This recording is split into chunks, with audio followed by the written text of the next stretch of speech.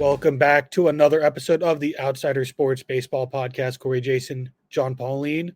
John, how you been? We took a week off. We did take a week off. There wasn't much, not too much going on. No, we didn't really miss too much, but it's good to be back, and it's good to rant again about the Yankees infuriating me because before we left, we talked about some qualifying offers being sent out there, and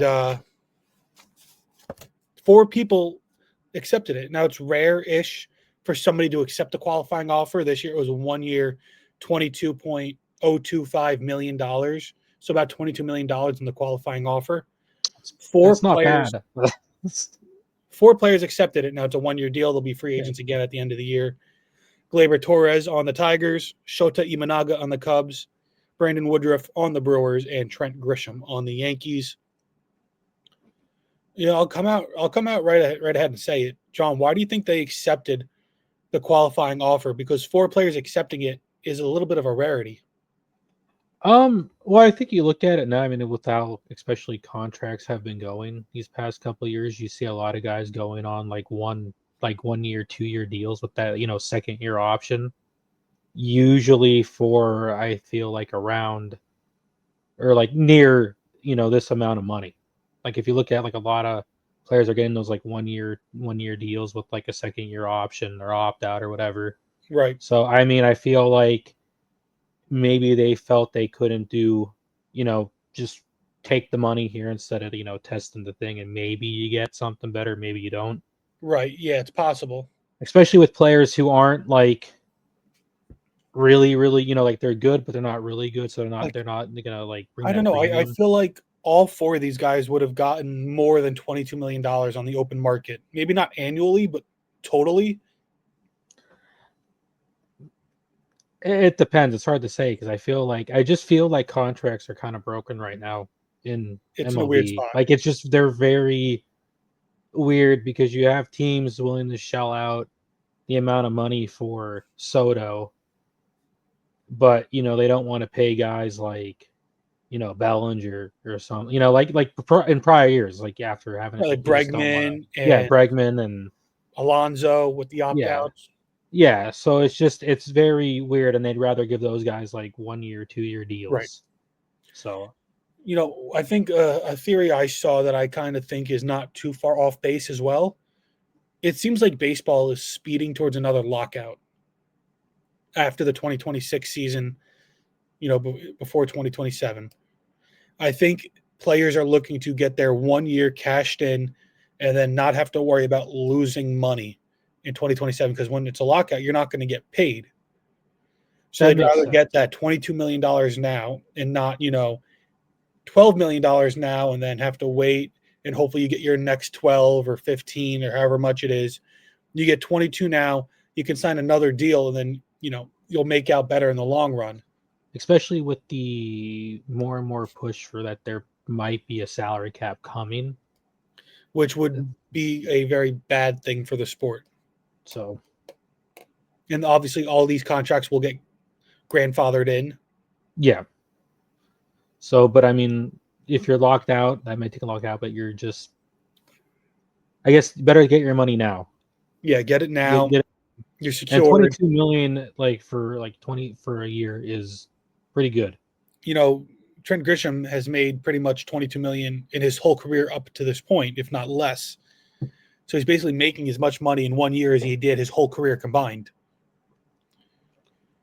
How does this impact, though, how the Tigers, the Yankees, the Cubs, the Brewers, how does it impact how they're going to attack this offseason? Is there one team or more than one team that you feel their plans now drastically change?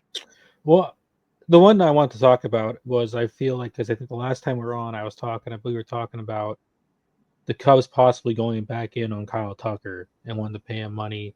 Right. And I think you and Dylan said, well, them not, picking up Imanaga's thing, was kind of a thing. They're just offloading salary cap for some reason.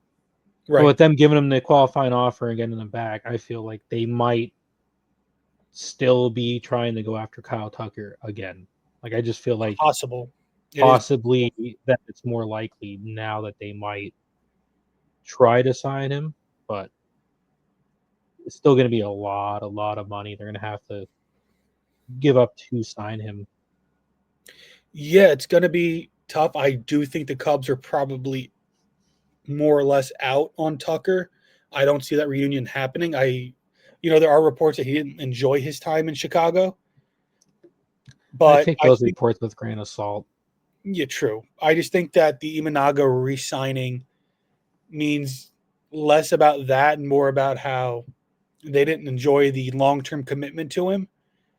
And he's going to make his money now. They're going to figure out whether they're going to trade him at the deadline, maybe extend him to a lesser deal, but they'll work with him on that now. Obviously, I really want to talk about Trent Grisham and the Yankees, but before I do, I think Woodruff to the Brewers is a good signing. He is a very good pitcher for them. I think injuries have really derailed him. So sticking where he knows on a very good team, I think it's a really good way to reset his market while getting paid. Mhm. I think Gleyber Torres is an interesting case because I feel like he's worth, a lot more than $22 million. I feel like he could get, $25 million over, you know, I guess he can be $100 million player over 5 years, which is a little less than like $22 million annually, but still the grand total is more. So I think it's odd that he took a 1 year prove it deal after I having think a it's pretty solid deal. just one of those things, like I said, like you see a lot of players, like teams not wanting to give even Right. like good He didn't even players feel longer out his market. contracts. He didn't really Yeah. fill out his market, but he had a pretty solid year. He's on a very good young team, so this gives him a chance to possibly win and perform well. The Tigers are a good team, and maybe again reset his market for next year while he's still got some youth to him. But now Trent Grisham and the Yankees, I thought the Yankees extending the qualifying offer was very dangerous and stupid. And the fact that Grisham signed it, the Yankees only put it out there, I think, to just try to steal the draft pick. He's not going to take the qualifying offer off his greatest career season. Somebody will pay him, and we're just going to get a decent draft pick. I believe it was like a third round comp pick. Trying to sneak that in there, and then he accepted, and that kind of changes how they're going to look at the offseason because now you have one less outfielder spot to deal with. He's almost locked into being your everyday center fielder now because of, you paying him $22 million. So it's a very, very weird move because he was a negative defender and a negative base runner last year. Everything that people talked him up to be, he kind of didn't do and was instead for the most part, a pretty solid power hitter. But he hit under 220 and he did not hit in the postseason at all. So I don't know if this is a net negative or net positive. The underlying metrics look better than what the numbers, the output was. So that's something. But he's somebody who I think that conspiracy theory that I spoke about before, where he's not sure where he'll be in 2027 with the lockout, get that $22 million now. If he replicates it, he's still young enough where he can get a 4 or 5 year deal from someone, even if it's a 3 year deal, and make more. The Yankees won't make the mistake of giving him the qualifying offer again next year. And again, he gets to stay with the contender. And I think that's kind of the trend we saw. All four of these teams, the Yankees, Cubs, Tigers, and Brewers, are all, you know, in the top 10 in baseball. If you had to pick 10 teams that you think are going to be most likely to win the World Series, all four of them would be in on that, I would guess. Yeah.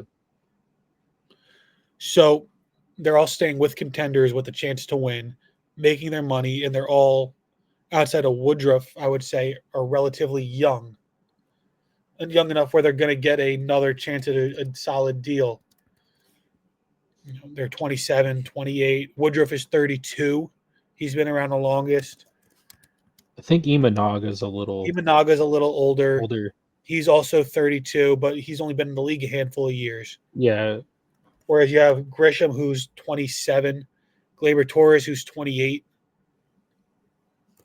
So these guys are still young. Actually, Grisham's 29. Scratch that. So there are two guys under 30, two guys at about 32. The guys over 32 are not likely to get another, super long-term deal, while the guys under 30, they'll be, let's say, 30, 29, 30 when they hit free agency again. They could get a 3-4 year deal and be fine, whereas the other two won't. Now, again, those being pitchers, they might get a 2-year deal and try to maximize it that way. But I do think it's interesting that four guys chose to do it the season before a supposed lockout. I think it's just like I said, like the uncertainty with like the lockout almost like 100% happening with the stuff of there may or may not be salary cap, so maybe teams don't know Right. where they're gonna, whether how they're gonna stand. Like maybe they don't want to be spending money. I mean, you see in the past, like teams don't want to give contracts out to even good players. Yeah. They all want to do like 1-2 year deals with an option. So I mean, unless you're like really really good, then they'll give you everything. But if you're in that spot where it's like you're good, but you're not like Aaron Judge, Otani, good, or I guess Soto good, like they don't want to really give you too much. Right. Now, I do want to move on and talk about the Padres' new manager, Craig Stammen. He is 41 years old. He pitched for the Padres from 2017 to 2022 after a decently long career in Washington with the Nationals. 6 seasons in San Diego, took a year off before joining them as an assistant to the front office, GM, and all that. He's the only current manager who is a former pitcher. How do you think him being a former pitcher is going to help him as a manager? Because usually you see a lot of former catchers. They tend to be guys that, weren't super, stars. You don't tend to see stars become managers. Stammen was a very good reliever. Sure, we all remember Stammen too. We've talked about him, before. I wonder how this is going to, him being a former pitcher is going to, affect his job.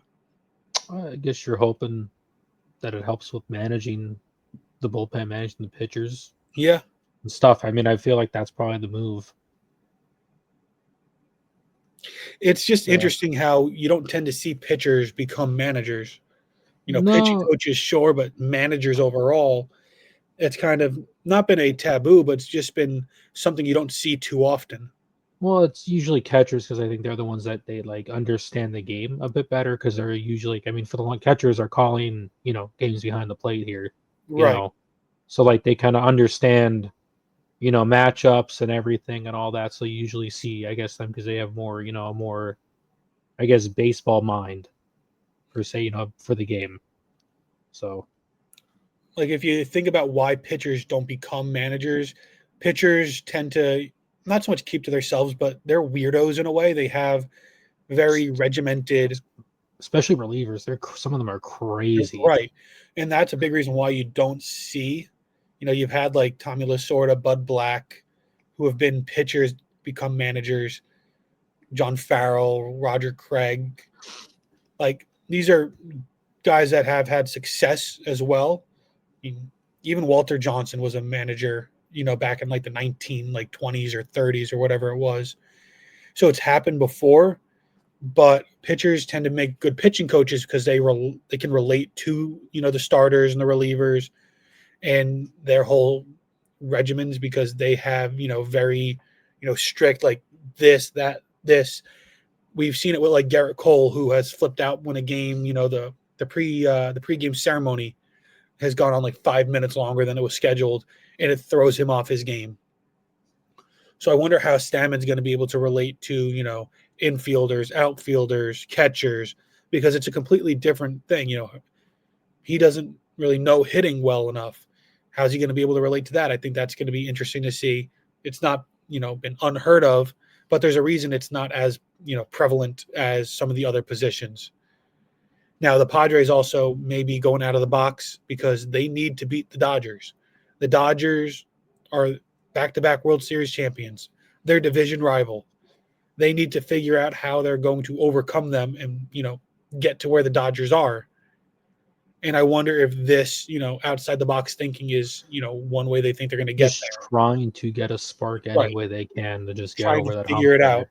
And they were so close, 2 years ago? They were very close. They got rid of So Mike Schultz close. now, who was a solid manager, but they're trying to do anything and everything. Now, there's also talks about the Padres possibly going into a bit of a rebuild, trying to shed salary because they're going to look to sell the team. I don't know how true that is. We'll see more with the winter meetings, and they have a bunch of guys that they could move. Namely Fernando Tatis Jr. and his big contract, Manny Machado, Yu Darvish, Jake Cronenworth. Who else? They have Joe Musgrove. They have a couple guys there that they could really look to move off of if they're going to look to cut salary. And I just don't know if Stammen's the guy that they're going to look to get over the Dodgers or the guy that they're going to hold, have to hold the team together as they go through a rebuild. So that'll be interesting to see what they do. Now, the thing that we both really want to talk about, and I have Dylan and Ben's thoughts on this because I was really interested to hear what they had to say. We had a trade, a pretty big trade. The Mets sent Brandon Nimmo and $5 million to the Rangers for Marcus Semien. What's your initial reaction to this?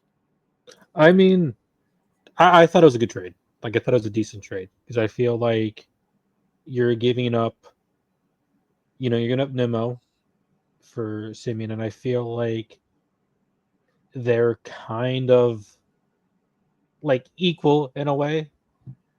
In a Right. sense, you're just getting you're shoring up your infield there, and I mean, you just lost Alonso. Probably not gonna re-sign him back. I mean, I'd be surprised if they sign Alonso back. But you're shoring up the infield. They needed a second baseman, and there's a plethora of outfielders available this free agency that they can go after. And I don't think money's a huge problem for the Mets. So they are definitely there. They should be able to get Right. a high value outfielder somewhere this free agency. Now, I do have Ben and Dylan's thoughts on this. I'll start off with Ben, the resident Met fan. He says Nimmo, the trade only makes sense if they're going to be going after Tucker or Bellinger. He hates to see Nimmo go, but if you're taking emotions out of the whole deal, it's not a horrible move because Steve Cohen has a lot of money and it's not your money. So you're paying Semien. Semien has 3 years, $72 million left. He'll be a free agent after the 2028 season. Nimmo has 5 years, $96.25 million left. He's a free agent after 2030. Plus, Nimmo waived his no trade clause. So again, it's Cohen's money, not your money. And Ben really thinks that it's not a terrible move because that means you're probably going to go after Tucker or Bellinger, right? I mean, And, I think that was how I was. That's what I because there's outfielders all over the places for agency that you can go after. Dylan on his end says money's fake to the Mets. Cohen has a lot of it. It makes sense. Lindor and Semien, they can make a nice middle infield together. If Semien can get his bat right and kind of get back to how he used to be, that's a really solid move. It does seem to him as well that they're going to go after Tucker or Bellinger, and he even threw out Stephen Kwan as an option. Overall, he says it's tough to judge it because it feels like a move before a move and not the actual move, which I get that makes sense. And then on the Rangers side of things, it makes a lot of sense. It makes him just kind of wonder what they're, going after, if they're going to go after a new era. They moved off of Adolis Garcia, who we're going to talk about a little bit later. And he's also questioning what's going on with Corey Seager, Jacob deGrom, and then I'll even throw out Nate Eovaldi because I think this puts the Rangers in an interesting position. They got Nimmo, who's a very solid player, good outfielder, walks a lot, solid bat. You're getting rid of Semien, who had a down year, but now you're on the hook for more money and more years. So Nimmo's got less AAV than Semien, but he's also about $25 million more total over the next 2 years beyond that. So I think the Rangers are in an interesting spot because they could be a playoff team They only won the World Series like 2 years ago. Mhm. Like right So before the Dodgers, it was the Rangers that won. it was surprising. I mean, that I feel like that for that years it was like Diamondbacks and Rangers Yeah, it was a because very the odd World Phillies blew Series. it. Yeah, Because, but the Rangers are there. I mean, it's a good trade for them. I feel like I think it's a good trade for the Rangers. I don't really like it on the Mets standpoint. the Mets. It really depends on if they're gonna Right. who they're gonna sign to replace Nimmo. Because I think they wanted a second baseman. They didn't like Acuna. They didn't like McNeil. So they just forced themselves to get a second baseman. I think Dylan's right where this is a move before a move, because if this is just the move, like there's no corresponding big outfield signing, then I think not the that Mets good. got worse as a Yeah, team. but if they do make the move, because I think that's why I said like there's a lot of players that they can sign, Right. I like mean, a lot. if they don't get Bellinger or Tucker or Quan, like Dylan brought up, I think it's a failure of a move. I think it has to be one of those three. And they're not really connected to Tucker. Quite the opposite, actually. They're kind of throwing out there that they're not in the Tucker market. So they've been talking to Bellinger. If you get Bellinger, it's a good move. It's fine. Bellinger does a lot. Trading for Quan is a good, solid move. I just don't think that this move, if it's just all it is, benefits them in any way. And I think that they still need to re-sign Alonso even with this, If they just do sign because Alonso just because after you're doing trading this, it away helps a ton. Nimmo, who was outside of Alonso, one of the only homegrown stars that the Mets have. So Nimmo was an all-star caliber player. I have friends that joke about saying how in 15 years they were going to go to Nimmo's jersey retirement because he was just going to end up with all the Mets records as an offensive player just because he was going to be there for so long. And he did sign like an 8-year deal with them after like 2022 so or 2023. So the fact that he's gone now, it really forces you to get right with the fan base and bring back Alonso, or else you just have no homegrown stars. well, also, if you're losing Alonso, Nimmo, and stuff, I mean, you got to start looking at it like you're starting to lose protection for Soto in the lineup here, Right. You have and Nimmo, it's like you have that Lindor, goes, Soto, and then a bunch of question marks. Semien's a yeah. question mark. Vientos is a question mark. Alvarez is a question mark. So I Beatty, mean, like these guys, what are they really? You yeah, have and some it's good prospects.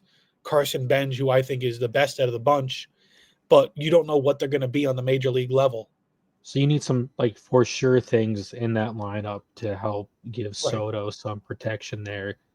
Because I feel like the year he had is kind of an outlier year. Because when you look at it, he's like 98 stolen bases his career, and like almost like half of them, like over a third of them came this season, which is just that's like uncharacteristic of him.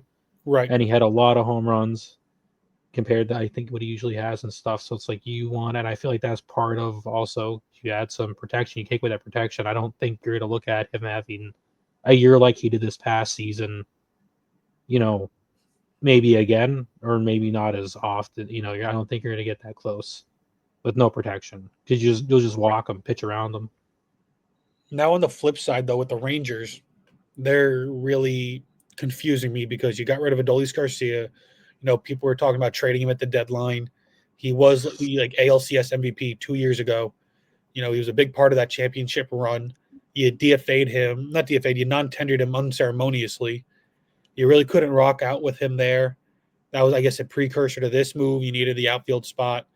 But what happens now with some of the big contracts? Are you going to look to move off of Seager, DeGrom, Eovaldi? Are you going to look to just go full youth movement behind like Jack Leiter and some of the other guys? You got rid of Jonah Heim. You still got Kyle Higashioka. Is he really going to be your everyday or a guy that catches, at least a third of your games? I don't think so. I like Jonah Heim. Again, he was an all-star like 2 years ago as well. So you non-tendered some pretty solid players. You couldn't get anything out of them in the trade market. Nothing. That's a little weird to me. I think the Rangers are primed to probably cut payroll. Like if one of DeGrom, Evaldi, Seager are on the move, I would not be surprised.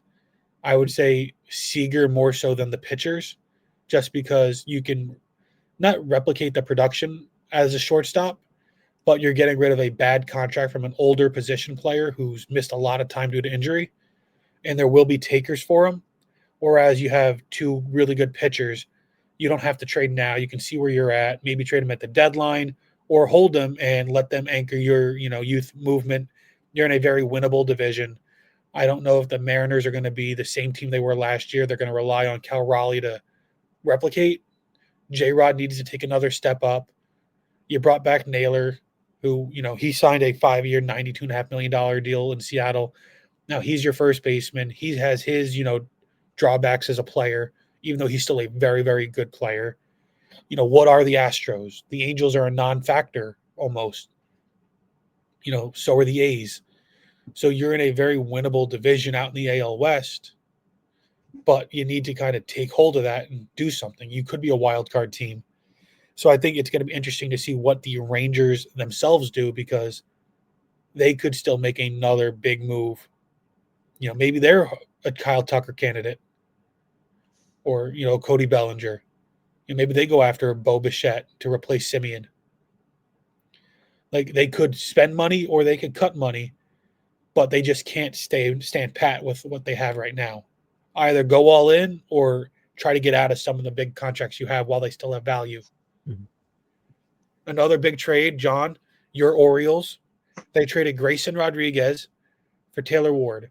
Orioles, known for having a plethora of young, controllable pitching. Like, that was not their issue at all. Right, John? I mean, no, it's not like the other Sarcasm. fact that they had a bunch Sarcasm. of. I know, not at all. I just can't. I mean, we talked about it all the time. Like they just needed pitching. Like they needed pitching, and they didn't, and they just don't, and they just keep not getting pitching. And go like, we need bats. We needed a power outfielder On a 1-year deal, not even Yeah, controllable. He'll be a free agent at the end of the year. that's crazy. Now, granted, I think Rodriguez did have injury issues and didn't pitch a lot for them, but it's like still, I'm pretty sure young pitcher that's still controllable. And it's like you traded him away for Taylor Ward. Like, like you need pitching. I mean, even why?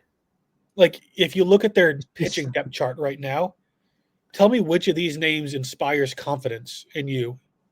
Kyle Bradish, Trevor well, Rogers, Dean well, Kramer, Tyler Wells, Cade Povich, and Brandon Young would be half those their guys I don't even starting know. rotation. That's 6 guys right there. Like they have nobody. They have nobody at the moment right now, and they need pitching. Like they really, really do need pitching. Because you have your rest of the team is young. You have like the bats are there. You just need the pitching. Yeah. And you got rid of, a great talented young pitcher. I know he's dealt with injuries and has struggled, but how do you give up on that talent if you really don't think that, unless you think that the injuries are going to, derail his career Yeah, and unless he's you going to be think worth he's nothing. done, and you just If you think he's decided, cooked, yeah. But even then, it's like you need pitching, and it's just like you didn't really need a power bat in the outfield. I don't think, but I don't know. I guess teams really, really value power bats. now Grayson Rodriguez did not have a physical with the Angels before the trade. So it's very weird to have a trade happen without a physical being done by the team acquiring the player. Yeah, especially when I think that the big thing about it is like his injuries from not playing, and you're not that's strange, really strange. It's very, very odd. I don't know why the Angels would do it. Are they that desperate for pitching? I think the Angels are just desperate for anything at this moment. I mean, they haven't. I mean, at one point, I mean, what they had Otani and Mike Trout, and they never didn't make the playoffs once, I believe. So it's like I think they're just desperate for anything at the moment. I don't know what this move really does for them. So Yeah, it's I one don't of know what those the move moves. really does for Orioles. I don't. I just think the Angels are not a good team and they stay not a good team. And the Orioles, they had that fun year. They have some talent, and I think they're going to fall by the wayside. They're becoming what I said the Blue Jays were, a pretty solid offense that just needed to figure out pitching. Now the Blue Jays kind of figured out pitching. I'm still not the highest on them going into next year. And I think, we need to take a step back. The Blue Jays aren't as good as they were last year. They were like the highest of highs. They're not that bad either. They are a playoff caliber team. They're somewhere in the middle. They will be very competitive. They will be dangerous. But like the AL does not run through Toronto. I don't think there's any one team in particular that the American League runs through. I think you have a bunch of teams that are kind of on the same level. I just don't think the Orioles or the Angels are on that level, or even the tier below that level. They're both going to be very, borderline struggling teams, where I think both teams are more likely to be under 500 than above. I mean, especially if the Orioles don't fix their pitching issue. Right. And they need to do something big because they're not spending money, and they're just going, they're getting rid of a really talented, albeit injured pitcher. Now, again, like we said, Angels did not have a physical for Rodriguez.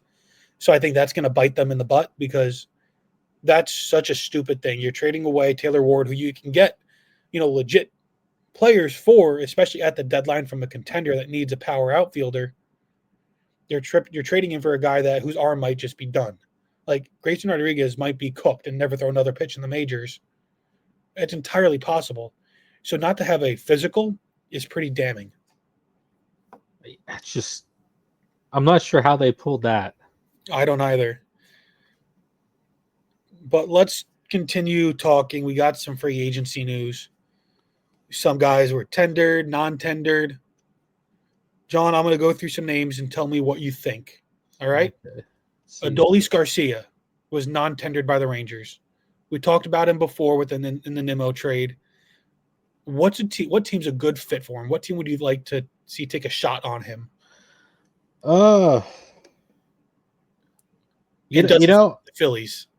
I was going to say the Mets just go on. They trade for Semien, go get Garcia, just because I feel like you're probably not. He's probably not going to draw, be too much to get, because he's been struggling the past couple of years and kind of went off. So it's like, plus it's like Mets, I feel like they have the money to just, why not? I mean, they've thrown money at like old pitchers before, like, with just like, Verlander and Scherzer, right, when they were going. So why not throw some money at Garcia right now, since you traded Nimmo away? And then, so at least if you don't, get to sign any big outfielder names, like, you still got something there. Yeah, I think that Adolis Garcia would be a great fit as like a fourth outfielder on a contender, a team like Seattle, Detroit, Arizona. Maybe the Orioles want to get the Orioles, another outfielder. Another outfielder, yeah. Even Toronto, Toronto, does make some sense to get him in there. I don't think the Yankees or the Mets are really going to be in on him. The Phillies, maybe. I still don't really like that fit. But I think maybe Milwaukee. The Twins will give him some playing time. He needs to build up his value. Dodgers just sign everyone. I just feel like you just got to throw the Dodgers and everyone, and with anybody on free agency. Dodgers. Everybody's a Dodger. Yeah, because they're going to everybody. So the next name is Jonah Heim, the catcher from the Rangers. Again, same thing. We briefly brought him up before. Where do you think he's a good fit? Because he was non-tendered, and again, he is like 2 years removed from being an all-star. I don't even know who needs a catcher. I'll tell you one team I would like him on. That's the Yankees. I think he's a very capable backup catcher. I was going to say that, because the only one I know of Phillies is I don't know if it's a question if they're going to sign JT or not. And they don't really have. The Phillies will probably sign JT. They'll probably sign JT again. I mean, I don't know. I just don't know who needs like catchers.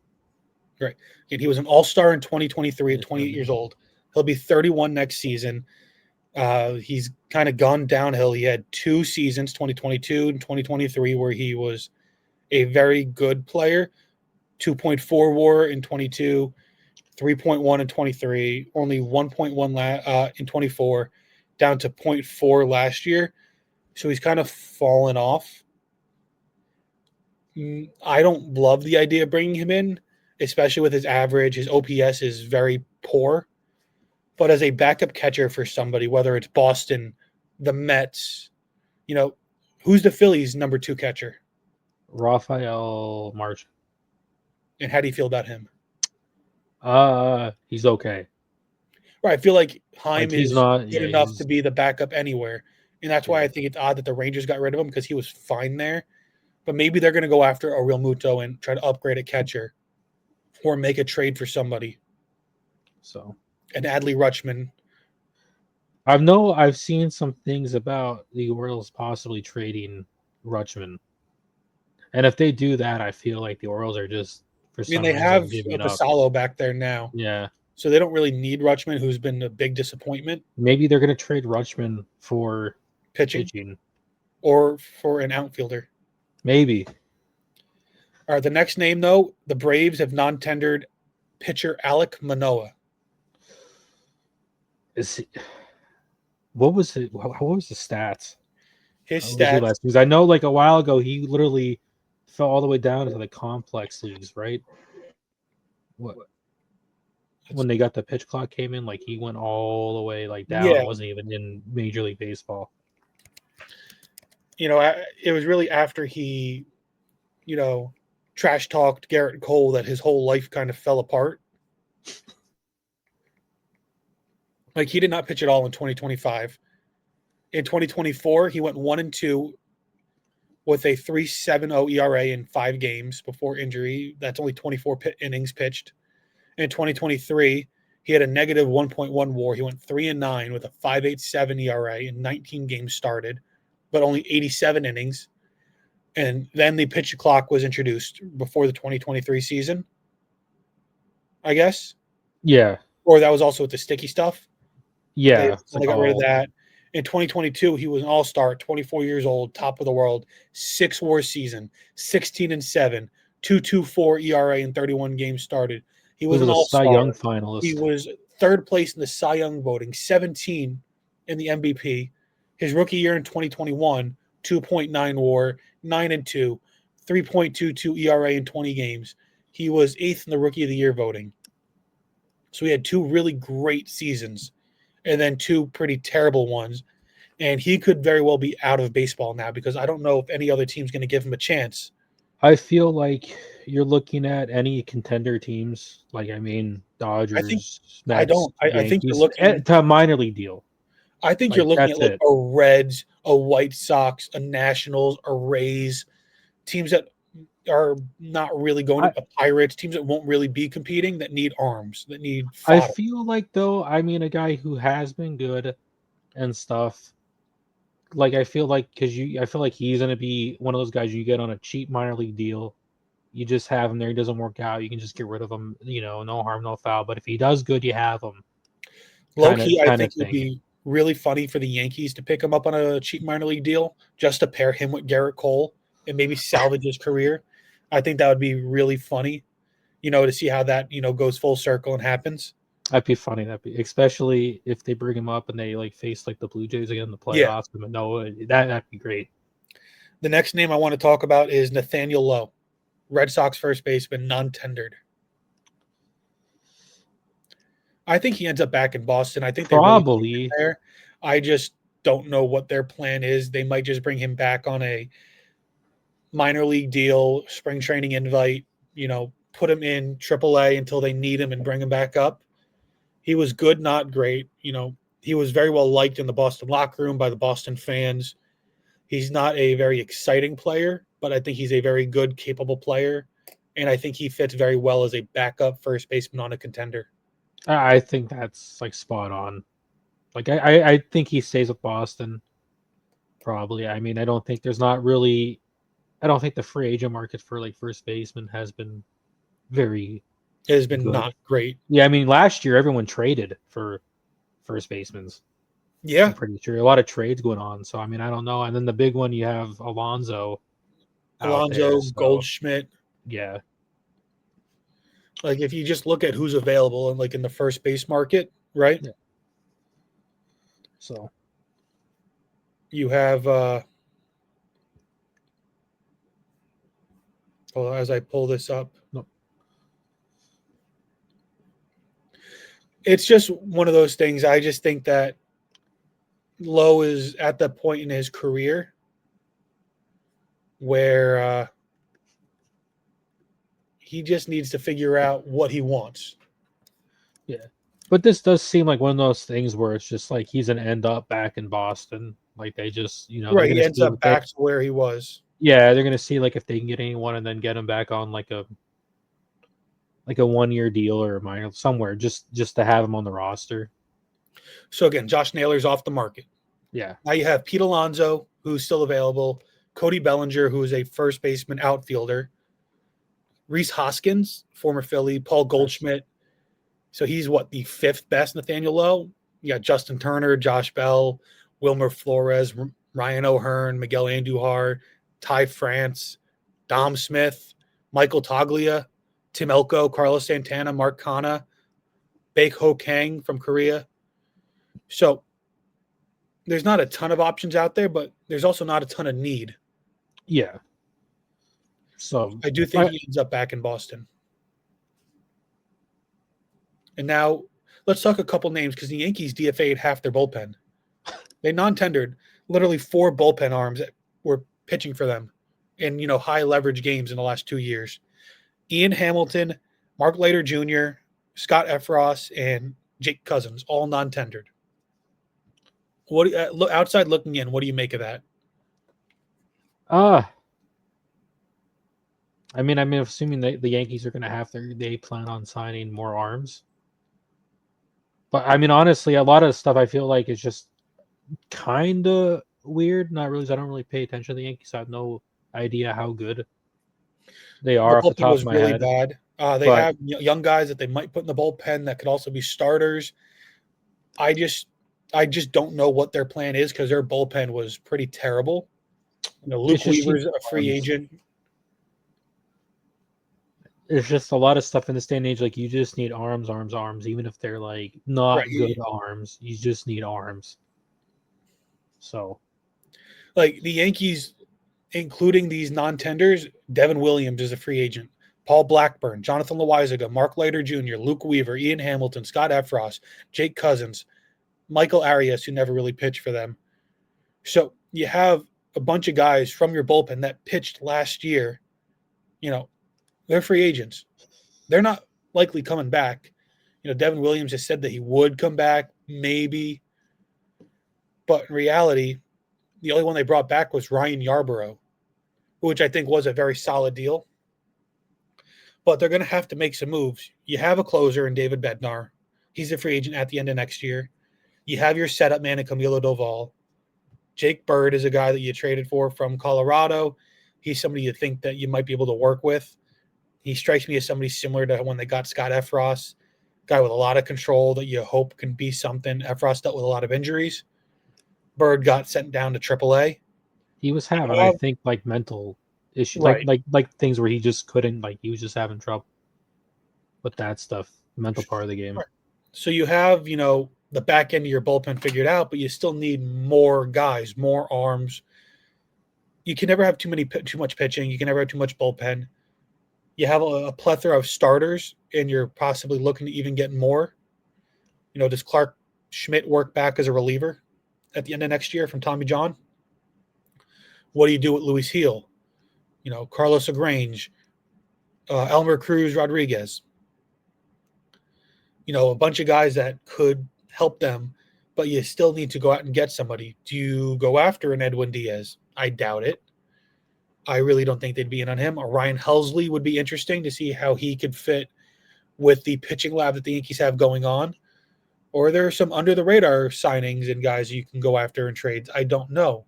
Maybe bring back Nestor Cortez to be a reliever. There's I don't know if I like that either, but there's all these different options. The Padres might be looking to move off of some of their guys. Jason Adams, does he fit? But it's just very confusing to see. Again, they didn't non-tender anybody that wasn't worth it. Like these guys were not very good. I do think some of them might end up back as a minor league deal, especially like a Jake Cousins, who I think they did like. I feel like with a lot of these deals, with like play like teams just non-tendering people, like these players usually where they're not like really good, so there's not a lot of interest from other teams. Usually end Right. back up as a minor league deal. And you also do it because you needed to for the Rule 5 draft that just came and went, that you need to clear out roster spots on your 40-man roster to protect guys. And this is a good Yeah, way to, get a couple spots open, non-tender guys that, one, you don't think you'll have much competition to resign, and two, guys that you might just want to stash in AAA if their market isn't great. exactly. Now, It's the more only like a strategic move right, to protect your players rather than like because you're probably gonna because if not because like other teams are probably doing similar stuff, so there's exactly. probably a plethora of players to pick from to sign the minor league deals to like fill those spots back up. Now, the big free agent signing we've had is Josh Naylor. Like I said, 5 years, 92 and a half, staying with Seattle. How do you feel about that move?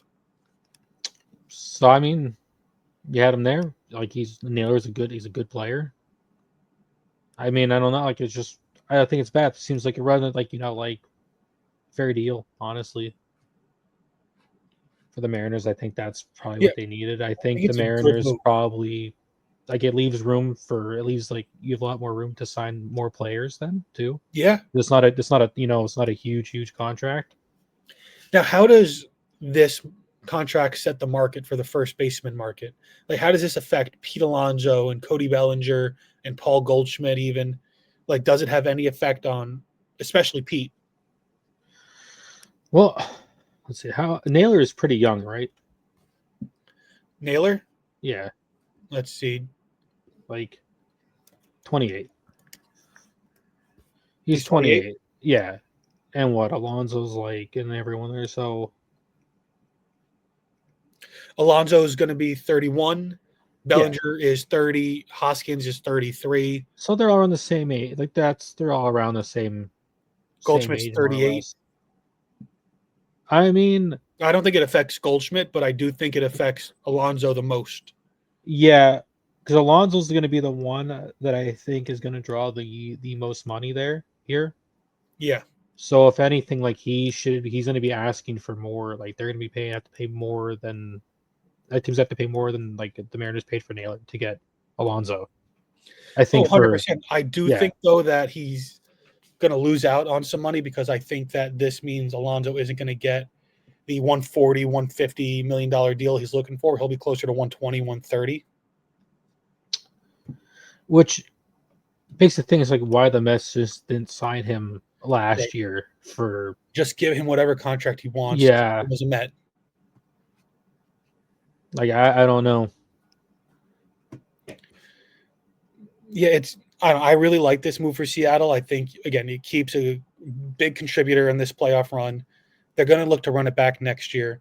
Raleigh, J-Rod, Naylor. You have some really, really good players. One of my favorite pitching staffs in all of baseball. Like, I'm a big Brian Wu guy. I really like a lot of their pitchers. Luis Castillo. I think that they're going to be a very good team, and I think keeping Naylor, locking down first base, is a really great start. Yeah. I just hope that they can figure out, one, how to get over that hump to that next level. Was last year a fluke like we've seen in the past? The Diamondbacks, the Orioles, the Blue Jays, possibly even, or is this going to be the next, early stages of what could be a dynasty like we saw with the Astros and the Dodgers? Even the Phillies, who have been a perennial World Series contender, started off somewhere. Could this be that? I don't know. We'll have to find out. But that's going to do it for us. Not too much to talk about left. We'll talk about some more free agency next week. After that will be the winter meetings. So it's going to be a lot of, thinking about what moves could be made, some conspiracies, some rumors. We'll discuss. Hopefully we get Dylan on, maybe even Ben. We'll figure that out. See what the Yankees, Phillies, Mets, and all these other teams are going to do at the winter meetings.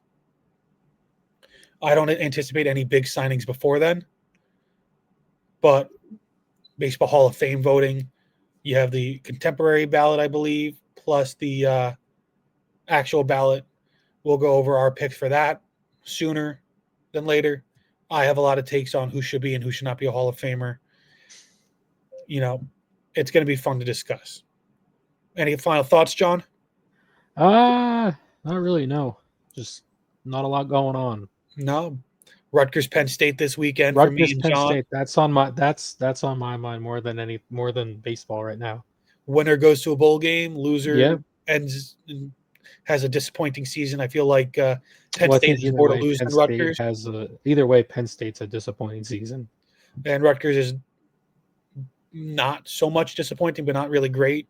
They had a But tough schedule. the tough schedule for sure. But that's what you get for being in the Big Ten. But again, that'll do it. Corey, Jason, John, Pauline, signing off.